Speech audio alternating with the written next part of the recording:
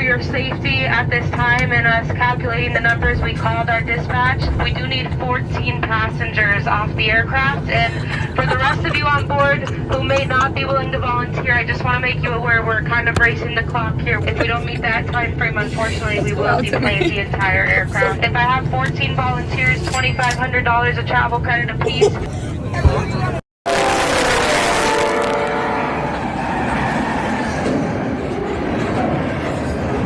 They sold millions of them, so there's plenty of good used ones out there. You don't have to buy a new one. And if it's raining like now, this front wheel drive is great in the rain and the snow. They have a lot of room, and they've really come up in quality on their interior. They're nice looking, and they're zippy enough, but they're light on gas. This owner used to have a Toyota Yaris, much smaller car. This gets better gas mileage. She only spends about $40 a month on gas. And if you're worried about safety, they got airbags all over the place. They're very safe cars. Plus, they're a smaller four-door car, a lot cheaper to insure.